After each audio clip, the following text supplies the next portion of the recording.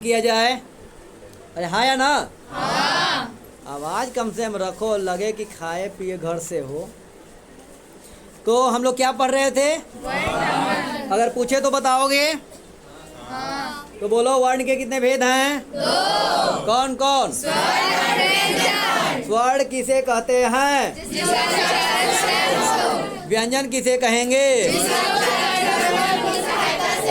स्वर वर्णों की संख्या कितनी है? कितनी? ह्रस्व स्वर की संख्या? दीर्घ स्वर? व्यंजन? कितना? वर्ण कितने हैं? वर्ण के कितने भेद हैं? यहाँ तक हम लोग पढ़ लिए थे ना? चलिए, आज हम लोगों को कहाँ चलना है? दिल्ली। दिल्ली पंजाब काहे को जाने को? चलो आगे हम लोगों को पढ़ने को ये बताए थे कि व्यंजन वर्ण जो होता है अर्धमात्रिक होता है। और स्वर यानी कि ह्रस्व स्वर एक मात्रिक स्वर है। अच्छा, ह्रस्व स्वर को दूसरा नाम क्या हो सकता है? और दीर्घ स्वर का? और प्लुत को? चलिए, यहीं तक हम लोग पढ़े थे ना? चलिए, अब हम लोग देखेंगे व्यंजन वर्ण कितने हैं। आवाज नहीं है। व्यंजन वर्ण 33 है। तो व्यंजन वर्ण के जो है भेद भी होगा ना? तो देखो, आमतौर पे अगर आप संस्कृत में देखते हो ना, तो संस्कृत में भेद 3 हैं। कितने भेद हैं? 3। कितने? 3। पहला है जिसका नाम है स्पर्श वर्ण। क्या नाम है? स्पर्श वर्ण। व्यंजन पढ़ रहे हैं कि स्वर पढ़ रहे हैं? व्यंजन। हाँ, तो व्यंजन में पहला भेद का नाम क्या है? स्पर्श। इसे वर्गीय व्यंजन भी कहते हैं। क्या कहते हैं? वर्गीय व्यंजन। क्या कहते हैं? वर्गीय व्यंजन। वर्गीय व्यंजन जरा लिख भी देता हूँ, ठीक है? वर्गीय व्यंजन। अब जो है स्पर्श वर्णों की संख्या कितनी है नहीं पता। पता है? नहीं तो सबसे पहले जानो कि स्पर्श वर्णों की संख्या है 25। कितनी है? 25। कितने बोले? 25। क्या बोले? 5 वर्ग हैं। कितने वर्ग हैं? 5 वर्ग। कितने वर्ग? 5 वर्ग। क वर्ग, च वर्ग, ट वर्ग, त वर्ग, प वर्ग। क्या बोले?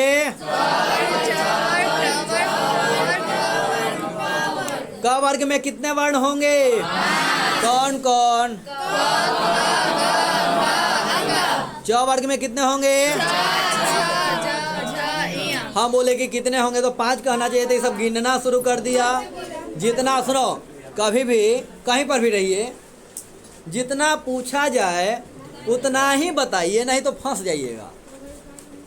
जैसे किसी ने आपसे कहा कि आपको चाय बनाने आती है, तो आपने कहा कि चाय परोठा भुंजिया हम बना लेते, तो आपको कहेंगे तो परोठा भुंजिया मैं यहाँ बना देना। इसलिए जितना बोला जाए उतना ही सुनिए। हाँ, च वर्ग में कितने वर्ण होंगे? कौन कौन? ट वर्ग में कितने वर्ण होंगे? कौन कौन? ट वर्ग गिनना को हड़वा बोलते। क्या बोलते हैं? प्रैक्टिस करो तो हड़वा बोलते। क्या बोलते हैं? हाँ। त वर्ग में कितने वर्ण होंगे? कौन कौन? प वर्ग में कितने वर्ण? कौन कौन? यहाँ तक बातें समझ में आ गए? अब जो है एक कौन से वर्ण थे? स्पर्श वर्ण। स्पर्श वर्ण स्वर का है कि व्यंजन का है? व्यंजन का एक भेद हुआ। चलिए, यहाँ तक बातें स्पष्ट है ना? अब जो दूसरा भेद है जिसका नाम है ऊष्म वर्ण। क्या नाम है? ऊष्म वर्ण 4 है। कितने हैं? ऊष्म वर्ण कितने हैं? अंतस्थ वर्ण 4 हैं। अंतस्थ वर्ण कितने हैं? तो बताओ, ऊष्म वर्ण 4 और अंतस्थ वर्ण 4 कितने हो गए? स्पर्श वर्ण कितने हैं? कितने? तो 25 8 कितने हो गए? अब बताओ, व्यंजन कितने थे? कितने बताए थे? यहाँ तक व्यंजन वर्ण स्पष्ट हो गए? आगे बढ़ें? अब सुनो, कहता हुआ कि स्पर्श वर्ण जो है 5 वर्गों का, यानी 5 वर्ग हुआ, 5 वर्गों का जो भी वर्ण है, यानी क से म तक, ये सब क्या कहलाता है? स्पर्श वर्ण का जो है स्पर्श व्यंजन का दूसरा नाम भी है। वर्गीय क्या नाम है? वर्गीय वर्गीय का मतलब जो वर्ग में है उसे वर्गीय करते हैं, जो वर्ग में है उसे क्या कहेंगे? वर्गीय। चलिए अब इसके बाद बढ़ते हैं। अंतःस्थ वर्ण कितने हैं? 4 अरुष वर्ण कितने हैं? 4 स्पर्श वर्ण कितने हैं? 25 4 है। 25 8 है। 25 25 है। हाँ हम 25 कर रहे थे, यहाँ बोला था तो गलत कहाँ है? और 25 हमको बोलने नहीं है यार, क्या दिक्कत है? चलिए अब जो है उस वर्ण कितने हैं? 4 उस वर्ण कितने हैं? 4 कौन कौन? नहीं बताए हैं। हाँ बताए नहीं किए तो घर पर बोल दिया ना, इसीलिए कहते हैं सुनकर जो है सुनो, नहीं बताएं तो कह दो कि नहीं बताए हैं। और मेरा ही नहीं, मैं ये भी केवल मैं संस्कृत के लिए नहीं कर रहा हूँ, जो विषय में आपका नहीं हुआ हो कहो कि अभी हम सुने कहाँ हैं, सुनाइए उसके बाद बताते हैं। उस वर्ण होते हैं 4, बोलो। उस वर्ण होते हैं 4 स स स ह स स स ह स स स ह, यानी 3 बार स बोल रहे हैं ना, यानी तालब सकार, मूर्धन्य सकार दंडी सकार। और ह माने ह, ये सबको क्या बोलते हैं? उस वर्ण कहते हैं। उस वर्ण कहते हैं। उस वर्ण कितने हैं? कौन कौन? उस वर्ण का दूसरा नाम सल प्रत्याहार है। क्या नाम है? सल प्रत्याहार। क्या बोले? सल प्रत्याहार। सल प्रत्याहार में कितने वर्ण हैं? कौन कौन? उस वर्ण कितने हैं? कौन कौन? उस वर्ण कितने? कौन कौन? अंतःस्थ वर्ण तो अभी बोले नहीं है। अंतःस्थ वर्ण कितने हैं? य व र ल। कौन तो य र ल व कर? नहीं नहीं नहीं, य व र ल, य व र ल। देखो आप हिंदी की किताब में पढ़े हो य र ल व, मैं उसको ये नहीं कर रहा हूँ, लेकिन मैं बोल रहा हूँ उसे थोड़ा सा याद करोगे तो आपको संधि में बहुत आसान पड़ेगा, सहूलियत हो जाएगी। स स स ह क्या है? य व र ल, य व र ल। का बा? अंतस्थ व्यंजन। का बा? अंतस्थ व्यंजन। अंतःस्थ व्यंजन कितने हैं? कौन कौन? इसे यन प्रत्याहार भी कहते हैं। क्या कहते हैं? यन प्रत्याहार में कितने वर्ण? कौन कौन? य व र ल, य व र ल। इसको क्या बोलते हैं? अंतस्थ व्यंजन। इसका दूसरा नाम क्या है? यन प्रत्याहार। यन प्रत्याहार में 4 वर्ण हैं। कौन कौन? यहाँ तक किसी को कोई समस्या? नहीं। तो 4 दूना 8 है 25। व्यंजन कितने हैं? हरा स्वर कितने हैं? 5। हाँ ऐसे फंसाया जाता है, चिंता जिन करा चिंतन करा। इसके बाद अब सुनो, अब आई कहानी लॉजिक वाली। हमने य र ल व कह दिया, लेकिन अक्षत र ज्ञ नहीं कहा, तो अभी इसमें बहुत सारा सोच रहा है कि अक्षत र ज्ञ तो अभी नहीं किया है, तो कहता है ये संयुक्त व्यंजन है। क्या हुआ? संयुक्त व्यंजन। ये कोई भेद नहीं है, भेद नहीं है। लेकिन बनाया गया है, इसलिए इसका नाम दे दिया गया क्या? एक संयुक्त स्वर भी था। संयुक्त स्वर का मतलब 2 मिल रहा था तो संयुक्त स्वर बन रहा था, तो संयुक्त व्यंजन में भी 2 मिलेगा, लेकिन वहाँ स्वर मिल रहा था, यहाँ क्या मिलेगा? व्यंजन। तो कहता है संयुक्त व्यंजन, सुनो ध्यान से, संयुक्त व्यंजन में बोला हुआ कि 2 व्यंजन वर्णों के मिलने के बाद, क्या बोले? 2 व्यंजन के मिलने के बाद विकृत, या विकृत का मतलब कि नया वर्ण जो है बनेगा, उसका नाम क्या हो जाएगा? क्या नाम हो जाएगा? संयुक्त व्यंजन। यानी 2 व्यंजन वर्ण क्या हो आपस में मिले और तीसरा वर्ण बन जाए तो क्या कहलाएगा? संयुक्त व्यंजन। संयुक्त व्यंजन कहलाएगा। जैसे क और मूर्धन्य सकार को मिलाते हो तो अक्ष बनता है, और बाद में हमने जाना है कि व्यंजन जो होते हैं बिना स्वर के उच्चरित होते नहीं हैं, तो बाद में अ को भी जोड़ लेते हैं तो अक्ष हो गया। अब वैसे ही जो है ज इया को मिलाते तो क्या बनता है? ज्ञ बनता है। त र और अ को मिलाते हैं तो क्या बनता है? त्र बनता है। ऐसे द्र बनता है, श्री बनता है, सब क्या है? संयुक्त व्यंजन है। क्या है? संयुक्त व्यंजन। क्या है? संयुक्त व्यंजन। अब जो है मूल वर्ण यानी कि क और मूर्धन्य सकार का उच्चारण तो हो नहीं सकता है, इसलिए उच्चारण करने के लिए स्वर को बुलाना पड़ेगा। तो स्वर के बिना उच्चारण किसका नहीं होता? व्यंजन का। व्यंजन का उच्चारण किसके बिना नहीं होता? स्वर के बिना। स्वर के कितने वर्ण हैं? स्वर वर्ण कितने हैं? और स्वर के कितने भेद हैं? कौन कौन? लोट वर्ण को तो छोड़ो, दीर्घ स्वर कितने हैं? आसपास व्यंजन कितने हैं? आसपास व्यंजन कितने हैं? अंतःस्थ वर्ण कितने हैं? कौन कौन? उस वर्ण कितने? हाँ, उस वर्ण कितने हैं? कौन कौन? उस वर्ण का नाम क्या है? सल। क्या नाम है? अंतःस्थ का क्या नाम है? यन। यन ना भी याद रहे तो चिंता जिन करा, इस संधि में आपको यन संधि एक आएगा ना, वहाँ समझ लेना। हाँ, क्या कुछ पूछ रहे हो क्या? देखो, जो बोलना होगा खटाखट बोलते जाना। सल, सल में था ना, सा सा सा ह। अंतःस्थ में यन है, य व र ल। नहीं, उसका दूसरा नाम यन का नहीं, अंतःस्थ। अंतःस्थ का जो है एक क्या और नाम क्या बताए थे? तो अंतःस्थ एक हुआ, एक दूसरा यन हुआ। यन प्रत्याहार का वर्ण है। सल माने उष्म। अरे स जो में है तो याद रखना कि उष्म वाला है, और यन है वो व्यंजन वाला, यानी कि इसका वाला है, य वाला, तो अंतःस्थ वाला हो गया। देखो, ऐसा प्रश्न बनेगा तब, बाकी तो आगे हम अभ्यास करेंगे तो हो ही जाएगा। जैसे हमने क्या बोला? त्र बनेगा ना बुआ? त्र हो गया संयुक्त व्यंजन। द वाला हो गया, त में त मिला हुआ हो गया। जैसे जितना ऐसा वर्ण मिले जिसमें क्या रहे कि दो या दो से अधिक व्यंजन वर्ण हो, बाद में तो स्वर आएगा ही, और उसका मिल करके तीसरा बना क्षत्र, ये सब क्या है? संयुक्त व्यंजन। तो आपको प्रश्न ऐसे आएगा, इनमें कौन संयुक्त व्यंजन नहीं है? और दे देगा क्षत्र, और उसमें दे देगा प, तो तुमको क्या मार दोगे? मार देना है प। यही थोड़ा सा दिमाग लगाना है।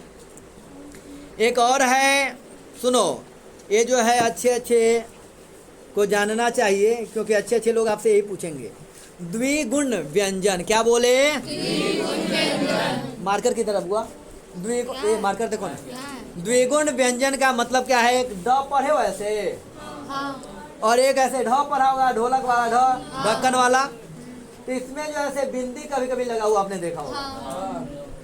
ये संस्कृत व्याकरण में जो है बिंदी लगा हुआ ऐसे नीचे नहीं है, लेकिन इसमें जो बिंदी लग गया है ना, इसलिए इसका नाम क्या दिया गया है? द्विगुण व्यंजन। यानी इसमें दो गुण है। क्या है? दो गुण है, इसलिए इसका नाम क्या हो गया? व्यंजन। अब कहता है बुआ, संस्कृत में इसका प्रयोग नहीं किए जाते हैं, लेकिन हिंदी भाषा में इसे क्या बोलते हैं?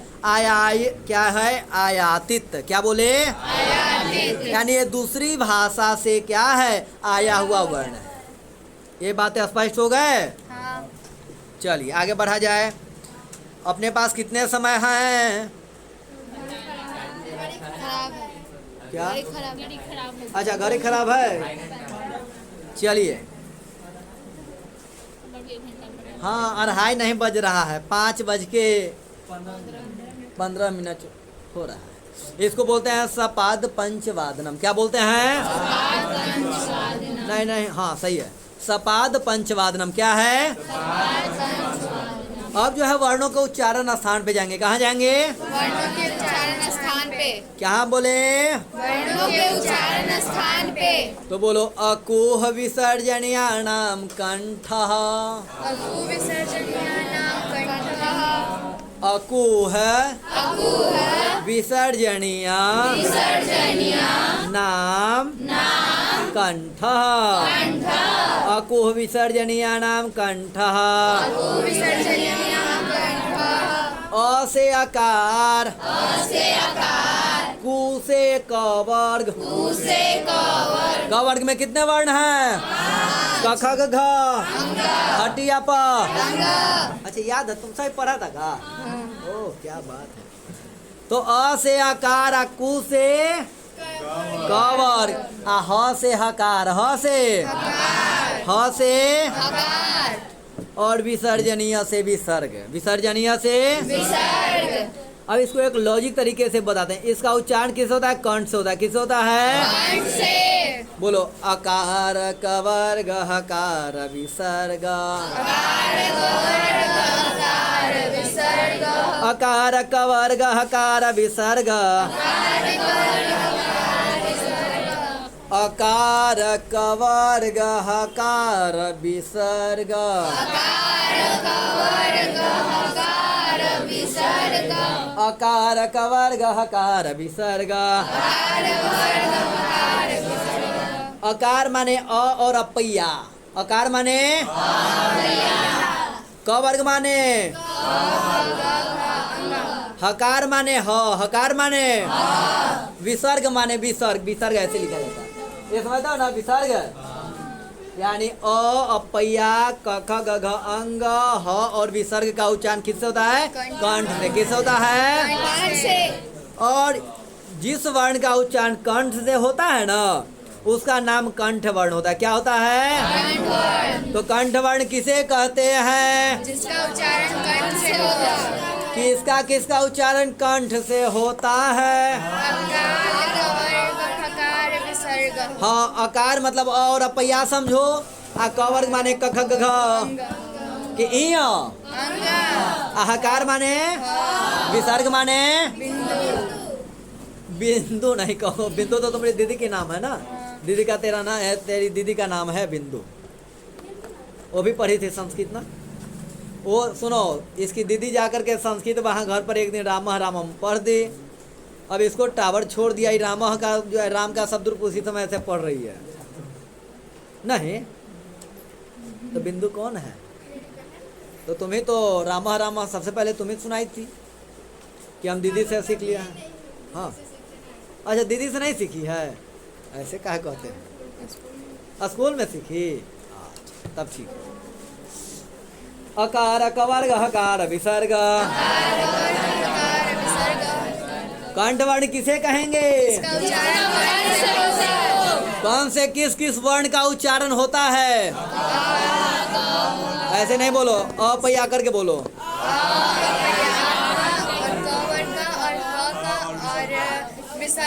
आप लोग क वर्ग बोल करके निपटा रहे हो, यानी कि संस्था में निपटा दे रहे हो। तो संस्था में नहीं निपटाओ, पूरा क ख ग अंग बोलोगे तो ज़्यादा। और समझ रहे हो तो कोई बात नहीं, समझ रही है ना? अगर ना भी समझो तो भी हाँ कहना। हाँ, तो नहीं समझोगे तो पूछना है। मतलब हम ना का मतलब ये नहीं बोल दिए कि नहीं पूछना है, पूछिए जितना बार पूछो, लेकिन अभी मत पूछो। बोलो इचो यसाणाम तालु, इचो यसाणाम तालु, इचो यसाणाम तालु, इचो यसाणाम तालु, इचो यसाणाम तालु, इचो यसाणाम तालु। इकार चवर गयकार सकार। हाँ, इकार चवर गयकार सकार। इकार चवर गयकार सकार। इकार चवर गयकार सकार। इकार माने क्या होगा? हर्ष आओ। अचू माने चवर्ग माने यकार माने य, और सकार मतलब ये सबका उच्चारण किससे होगा? तालु से। किससे होगा? आज इस वर्ण का उच्चारण तालु से होगा, उसे तालव वर्ण कहते। क्या कहते हैं? तालव वर्ण किसे कहते हैं? उसे तालव वर्ण कहते हैं। इसमें कोई दिक्कत तो नहीं है? नहीं। आगे बढ़ें? हाँ। चलिए। रेटो रसा नाम मूर्धा, रेटो रसा नाम मूर्धा, रेटो रसा नाम मूर्धा, रेटो रसा नाम मूर्धा, रेकार टवर गरकार सकार, ऋकार टवर्ग रकार सकार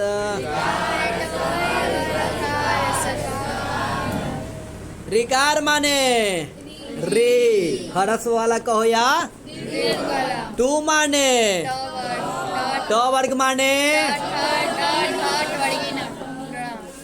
हाँ और रकार माने और सकार माने।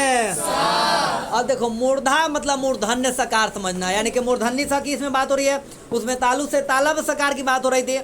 तो ये सबका उच्चारण किससे होगी? मूर्धा से। किससे होगी?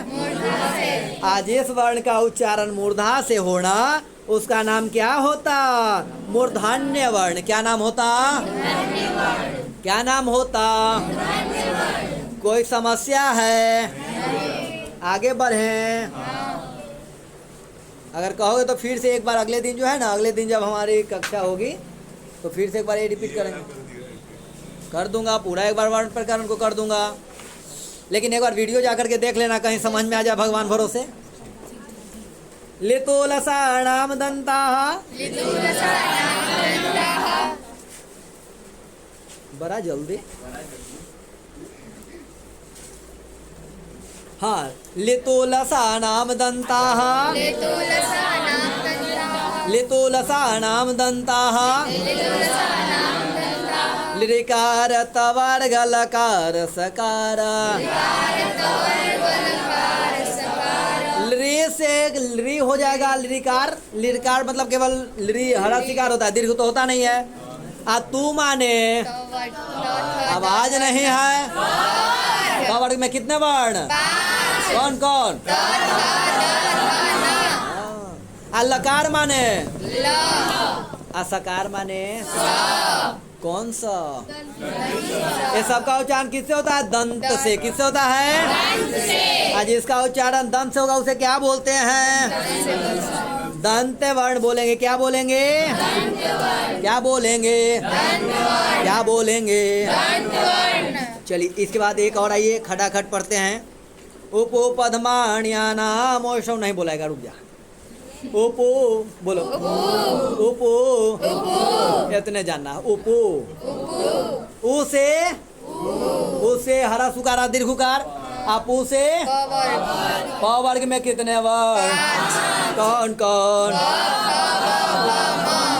प फ ब भ अंग। क्या होगा? कौन तो अंग भी बोल रहा है। अच्छा म होगा? पक्का पक्का?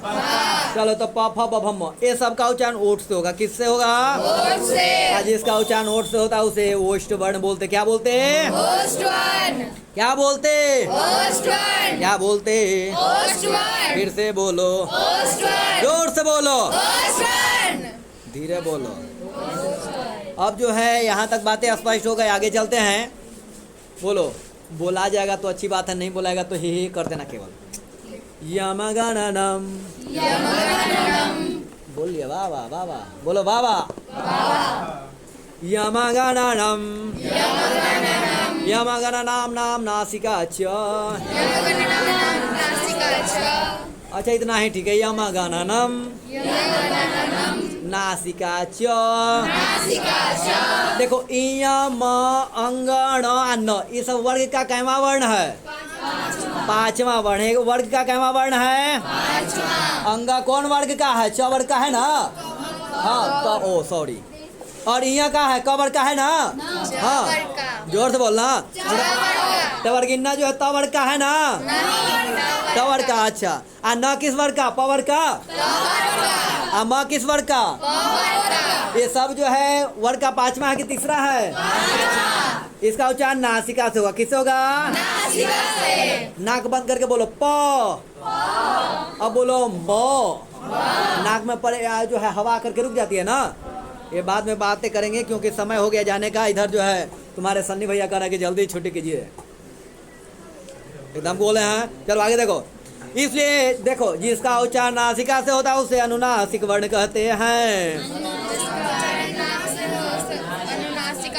अनुनासिक वर्ण किसे कहेंगे? देखो नासिका से होगा और उसमें च भी था, तो नासिका और जिस वर्ग का होगा वो भी तो होगा। जैसे अंग कबर का है तो कबर किससे उच्चारण हो रहा था? कंठ से। तो नासिका और कंठ कहना चाहिए, या नासिका और तालु कहना चाहिए। उसके बाद कुछ होता है ट वर्ग, तो में म आएगा, नहीं हाँ, रो आएगा, तो मूर्धा और ओष्ठ हो जाएगा ना। नहीं हाँ रुको, मूर्धा और ओष्ठ होगा ना, मूर्धा नासिका और मूर्धा होगा। क्या होगा? नासिका और मूर्धा और त वर्ग वाला यानी न रहेगा तो नासिका और दंत कह लेने को, और म है तो नासिका और ओष्ठ ओष्ठ कह लेने को। यहाँ तक सभी लोग को समझ में आ गई बातें? हाँ अरे हाँ या ना? हाँ चलिए यहाँ तक निपटा दिए, बाकी जो है आपको इधर पढ़ने वाला हाँ आगे है, 2-3 मिनट और खसकाते हैं। बोलो ए दई तो हो कंठ तालु, ए दई तो हो कंठ तालु, ए दई तो हो कंठ तालु, एकार और ऐकार दोनों का उच्चारण कंठ और तालु से होगा। अब सुनो क्यों होगा ये ध्यान जाओ, क्योंकि ए बना हुआ अ और ई को मिलकर के बना है, तो अ का उच्चारण कंठ से होता है ना, और ई का उच्चारण किससे होता है? तालु से, तो कंठ और तालु हो गया। अब जो है ए बना है और ए से, तो कंठ तालु है तो एकदम रहेगा चुलिया लेवार। बोलो कंठ और तालु से, ए दई तो हो कंठ तालु। अब जिसका कंठ और तालु से हुआ उसे कंठ तालव वर्ण बोलते। क्या बोलते हैं? क्या बोलेंगे? आगे बोलो ओ दौ तो हो कंठोष्ठम, ओ दौ तो हो कंठोष्ठम। ओकार और औकार, ओ और औ का उच्चारण किससे होगा? कंठ और ओठ से। कैसे होगा? क्योंकि अ और उ को मिल करके बना है, अ और उ को मिला है ना तो ओ बना है, तो अ का कंठ और उ का ओष्ठ, तो कंठोष्ठ हो गया। अब बोला हुआ कि जिसका उच्चारण कंठ और ओष्ठ से होगा उसे क्या बोलेंगे? कंठोष्ठ वर्ण बोलेंगे। और वकार से यानी व का उच्चारण जो है दंत और ओष्ठ से होगा। दंत और